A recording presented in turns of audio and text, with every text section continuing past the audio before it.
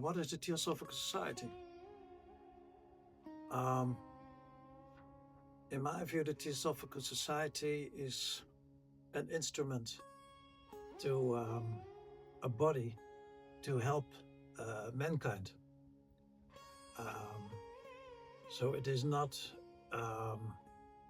It does not exist because it wants to exist. It's a tool to bring people together and bring information and experience to the world, to people, to help to improve mankind.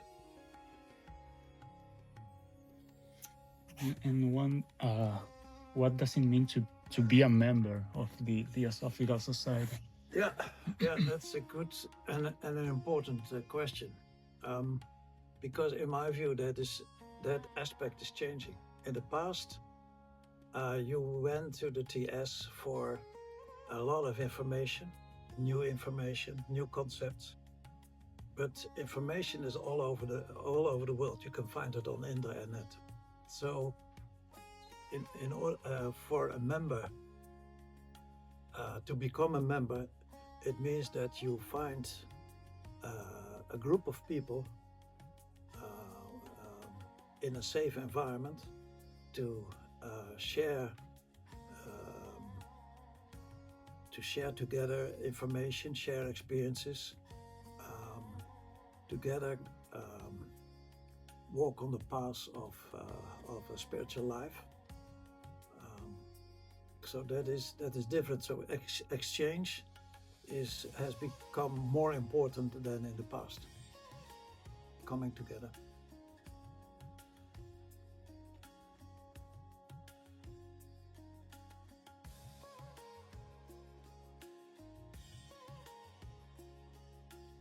I think HBB is one of the most inspiring people you can imagine. A person with an enormous courage, enormous talent, very focused, very dedicated towards her work, but at the same time very authentic and very. She did not have the inclination or the character to be adored, or she was very straightforward and probably not an easy person. That was not her role in this life. But also there to really be passionate to bring forward ideas that help mankind. Whereas Olcott had another role, of course. He was the organizer, very, very dedicated. It's also a little bit more my role, and was here in this center, trying to organize, to keep things together. Sometimes for him a difficult role, because HBB was such a powerful person, and he had to create a body, the TS, to make that into kind of an organization that would support that energy, that impulse that HBB and her teachers brought forward.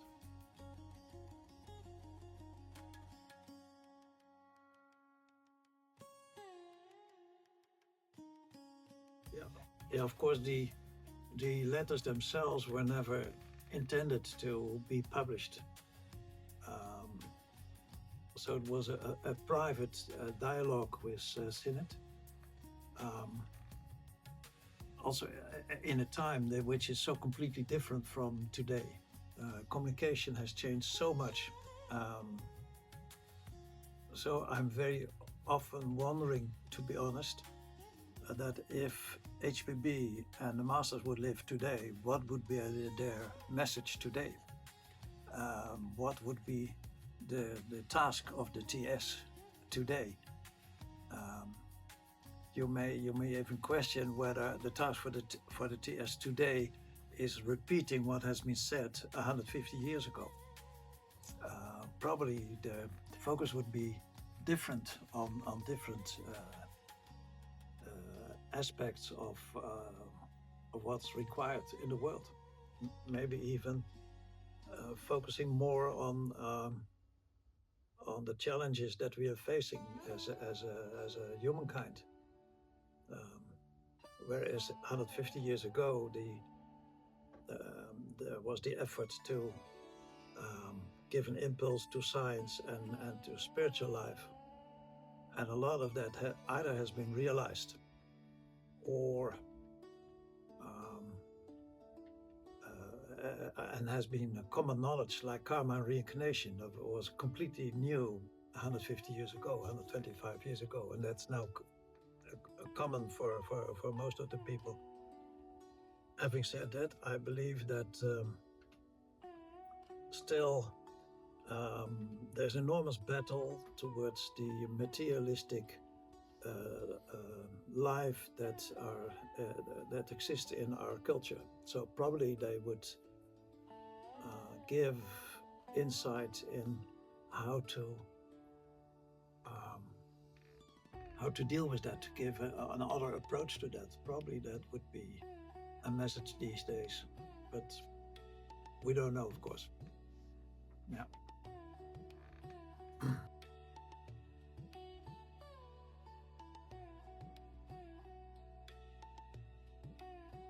Well, I think one of the really added values and of the TS is that we have some models, very good models, very good concepts, which are very useful to understand oneself. And so the Teosophical sevenfold constitution of men is, in my view, is very recognizable in yourself, and that's actually how the story starts. You have to understand yourself, and then you understand also the people around you. So we are a mixed basket of spirit and matter. And with respect to the spirit, there are also, of course, there is karma, there's manas, there's buddhi. As in my view, the most important fields to explore and to consider as a TS member. Understanding the differences, how they interact with each other, how they conflict with each other, how they can support each other. I think that is, in my view, a very important and one can even say practical aspect of Theosophy, and the contribution that the TS has given to mankind to make these things more clear in the mind and recognizable in the mind of people.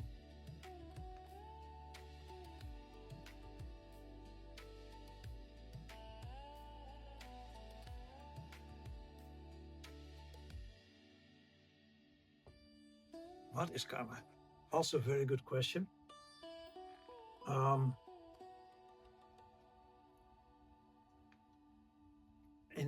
In our Theosophical literature, you'll find different approaches towards karma. In the Victorian time of HPB, it was called the law of retribution, if I remember correctly, if that's the English word for that. Whereas I rather use the wording, how do you call it in English?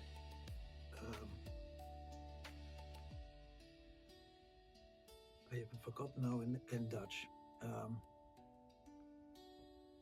In the restoration of the balance. That's probably the best translation I can give towards it. So in our mindset, in our personality, we cause effects, and many of these effects are contradictory to what you could call the divine plan, contradictory to harmony, and that has to be and such a cause that energy that is stored on according to theosophical teachings, and that needs to be restored. There needs to become a balance, and that's karma. It means that you have to learn from it and see what has been done and how you can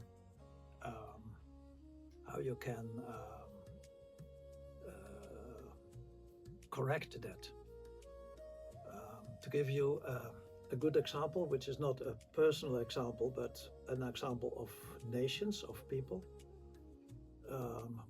But because it is something outside and very visible, it may be helpful. And that is the way how Germany dealt with the karma that they created during the Second World War. Where you see that the country as a whole really went through that process of this nightmare that they created, really understood it, did not ignore it, did not push it away, but more or less took it in the heart and tried to repair that in many ways. And by doing so, you reduce the energy of karma. Whereas there are other people who continue to stick to lies and not be honest towards what they did wrong in their history, and then the process continues and goes on and goes on and goes on. I think that's an external explanation how karma works for people, but also for a personal life. So you can do something with your karma if you're really honest and understand and know yourself.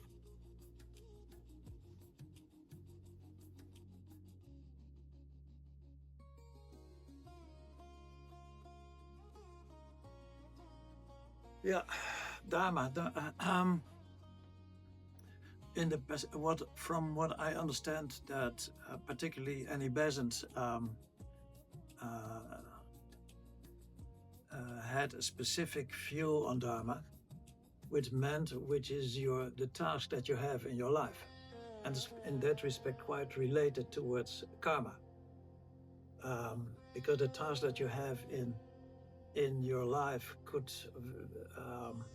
karma has a strong impact on your personality in a new life, and the personality is of course very much related to what is your task in this life, and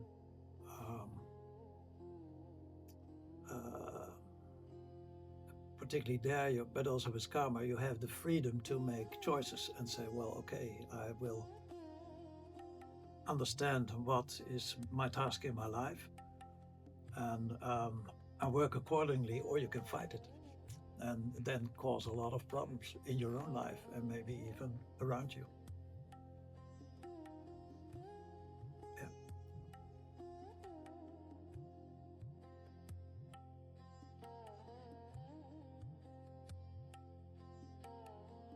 Well, then I must start with a few years back, and it was in the first time that I met with Theosophists. It was in '68. There was a young Theosophist camp in Denmark, and there I met John Coates for the first time,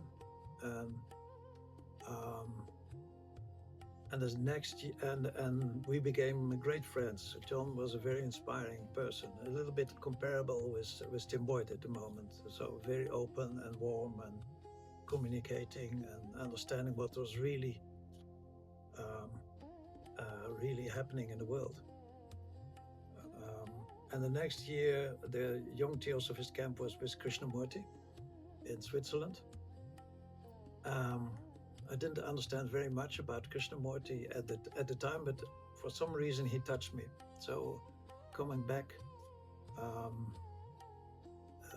home, I started to study his material, and then the approach was so completely different from what I'd always learned in my youth, that the spiritual life is the most important rather than the material life. So a completely different view of how to look at your life. And so Krishnamurti in his approach has always been extremely important to me. And in my view, Theosophy and Krishnamurti, they are very, very much related and very helpful. Very helpful, because if you were talking about human regeneration, inner transformation, you need to study Krishnamurti, because he's very clear, very specific on that, very honest, without a difficult jargon or whatever. He's very, very straightforward. But at the same time, he is also very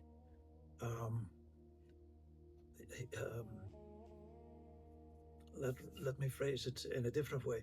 You also need a certain framework or a certain structure, and that is what Theosophy offers. Krishnamurti doesn't do that. So that combination to me is ideal. That a certain basic structure and Krishnamurti to really understand yourself. That combination is ideal. But for the time, actually, I'm a little bit less of a study person, but more what does it mean for practical work within the TS. That has been my life. And so I'm always involved with the organization as such.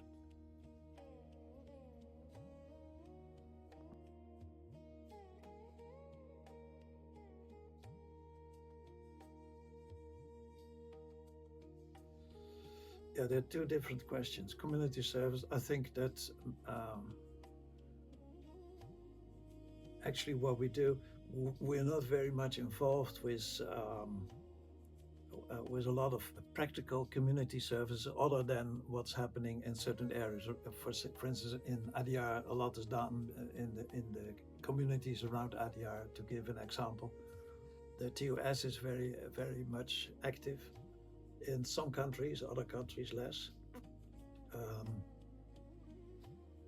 But you can say from a spiritual perspective is that everything that we do is together is creating an harmonious atmosphere, and that contributes a lot towards the community around it. So in that respect, all the work within the TS is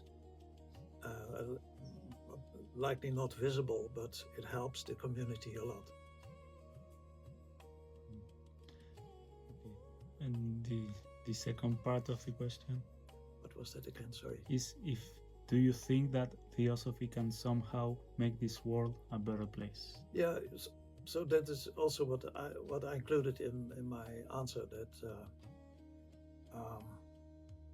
one of the unique aspects of Theosophy is that we have some very good concepts that have been proven to work, like the sevenfold constitution of mankind as an example.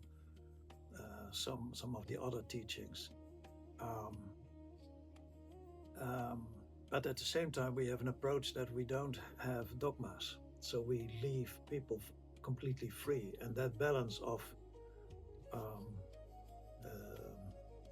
offering good workable concepts and at the same time leave people free is, in my view, is a very modern approach. The question is whether we have the right communication to connect with a lot of people. That's another aspect. But in my view, the basis is for this time is really very good. The approach that we have, the communication.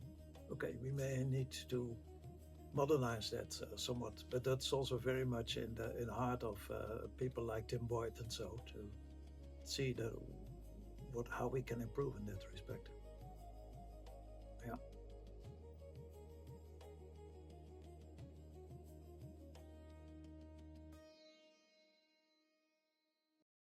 Ooh, my God. What a questions. I think the whole creation is love. The process of creation is based on love. That is a unique energy. Love that accepts that things go wrong, but nevertheless that energy continues to be there. So it has nothing to do with what most people consider to be love, which is a kind of a contract. If you're kind to me, I'm kind to you. That's a contract. That's not love. So it's on a different level. Actually, it is. Most of love is based, in the theosophical terms, is karma. Whereas the actual love that is buddhi, of course, that is related with wisdom and of course inspired by Atma.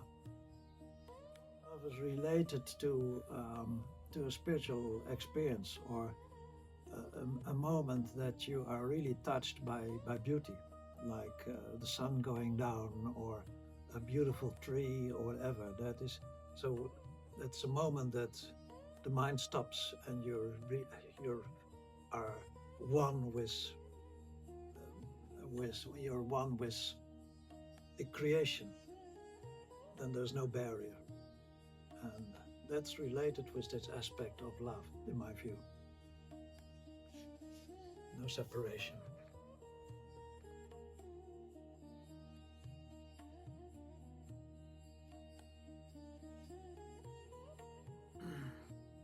Yeah.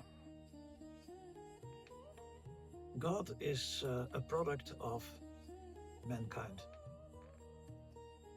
That's also what Krishnamurti says in one of the dialogues when he was asked, does God exist? And he said, oh, I don't believe in that aspect of God. That's also my view on it.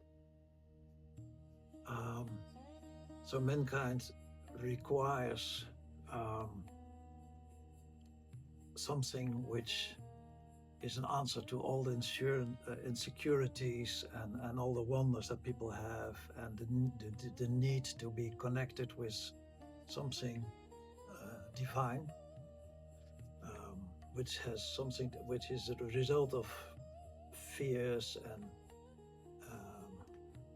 other aspects of the personality. That is, in many cases, that is what people in general call God. And if you want to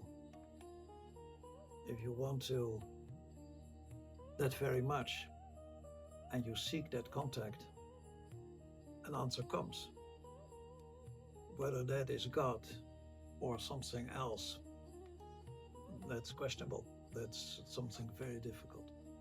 Having said that, as a theosophist, of course, we are aware that there is a whole realm of spiritual energies. In India, one of these aspects is Ishvara, which is compared to what the Christians would call God. But that's, in my view, the aspect of God, the divine, the sacred, is much more transparent than what transparent is. That the right word? Much broader, much more in depth than the limited view that a lot of people think about God, which is something personal, the man with the beard or whatever. Okay, that's a man-made thing. It's a lot more and much more complex, and much more inspiring, much more. It relates to the whole process that is described by Blavatsky in the Secret Doctrine, in the creation of the cosmos, with all these energies together. That's God, if you want to.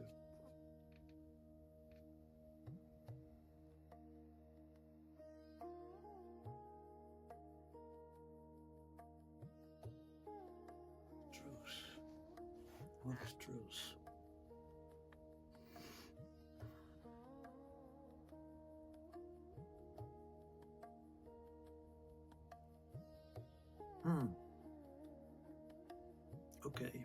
got me. What is truth?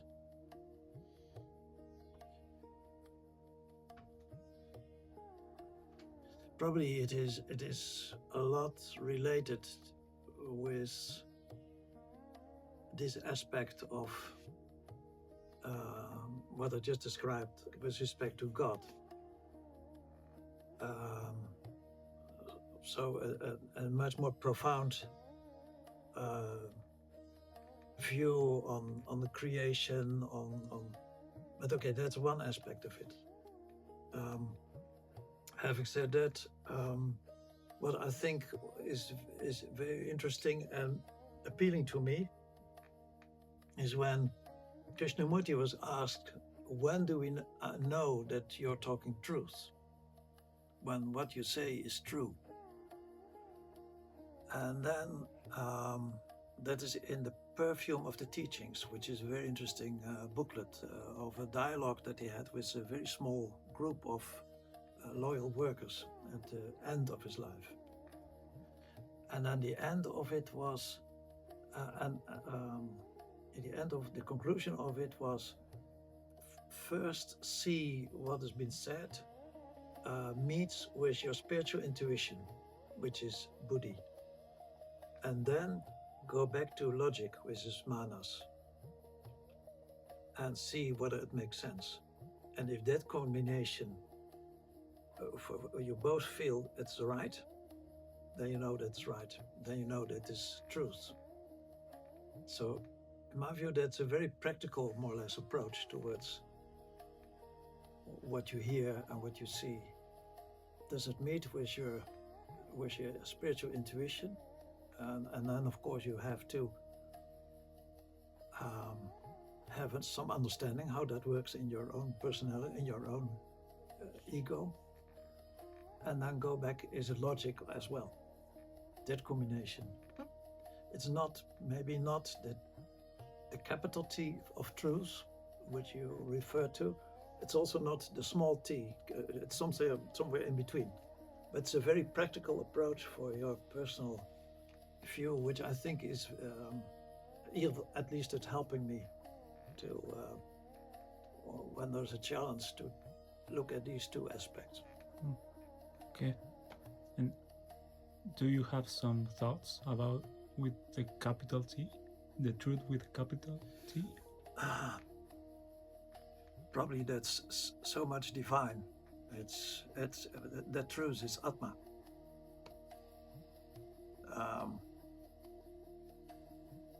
So there's very little that you can say about it.